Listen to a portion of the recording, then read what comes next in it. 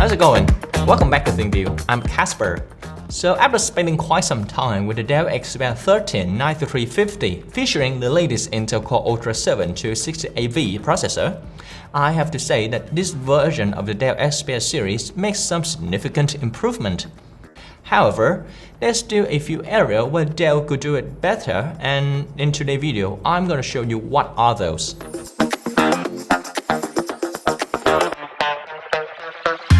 What I love most about this laptop is its display. I think this is one of the best displays on any Windows laptop. It uses the OLED panel, but the thing is that it has an anti-glare coating.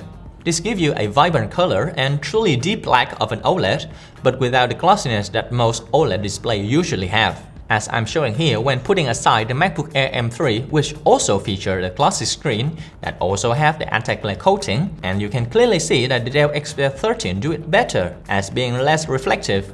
The screen is also touch capable, which can support up to 10 fingers. And thankfully, there is no visible grid, which usually happens on a low-end laptop that equipped with a touch display. And because of that, everything looks super crispy and satisfying. And not to mention, this is a tandem OLED display, which helps save battery compared to a regular OLED panel. This means that the Dell XPS 13 eliminates all the drawbacks of an OLED panel, like glaring, grid pattern, and battery drain. The screen has a high resolution of 2.8K and a 60Hz refresh rate.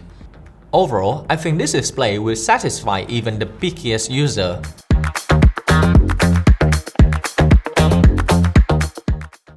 As for performance, I don't want to go into too much detail about the specs in an Ultrabook review, because frankly speaking, it handles all office-related tasks effortlessly. Even if you're working with large Excel files, this machine runs smoothly thanks to its single-core performance, which is on par with the latest AMD and Apple M3 chip. The standard feature of this processor this year is its integrated Intel Arc 140V graphic card, which is quite powerful and even suitable for some gaming. I play FIFA 24 on this laptop without any issues. I know that many of you buy the Dell XPS mostly for work, but if you want to connect it to a TV and play FIFA with a controller after work, this laptop can handle it just fine. Just keep in mind that the cooling system on the Dell XPS is kinda limited. So there's not much room for the Intel Arc 140V to stretch its leg. And as a result, the real-world performance in terms of FPS will be lower than a Radeon 890M, even though the Arc 140V is theoretically 5 to 7% better. If you want a detailed performance review of the Intel Core Ultra 7 268V, you can check it out here. But in short, the Dell XPS 13 can comfortably accomplish any office tasks, and capable of support up to 2 to 3 external displays with ease. And during the time I use it, everything ran smoothly and cool. The device doesn't even have a slightly warm feel on the hand like previous model did. Now let's talk about the battery, which is a bit puzzling for me. On paper, everything seems to tell me that this Dell XPS should have excellent battery life. The processor is the most efficient x86 processor as Intel claims, and the tandem OLED should have used less power.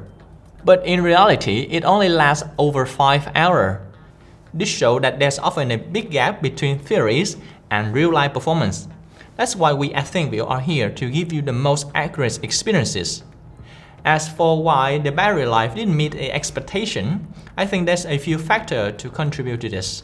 For example, the function key LED strip cannot be turned off. And I'm not sure if Dell has fully optimized the haptic trackpad. It's also possible that the tandem OLED only saves a tiny bit of power. Either way, the Dell XPS 13 can last over 5 hours, which is not a terrible number for an Ultrabook, but for a premium product like this, we obviously expect more. It could have been 2 times more battery life than this.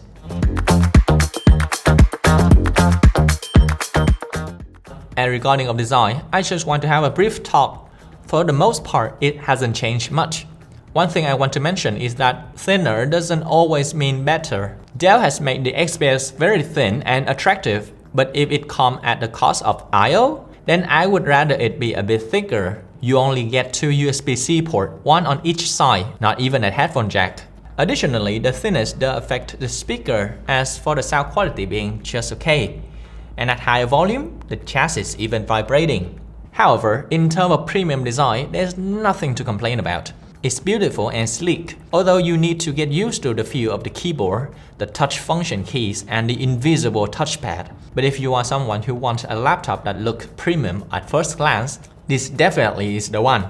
I do wish Dell would make the front design more distinct, as the Dell logo doesn't quite match the beauty of the internal when opened up. For security, you will have both fingerprint sensor integrated into the power button and facial recognition through Windows Hello. In conclusion, the Dell XPS 13 9350 has changed a lot, with many positives. But for Dell to return to its glorious day, I think that they still need more to do. Alright, that's my in-depth review of the Lunar Dell XPS 13. What do you think of this laptop? Does Dell do it better this year? Let me know in the comment section, okay?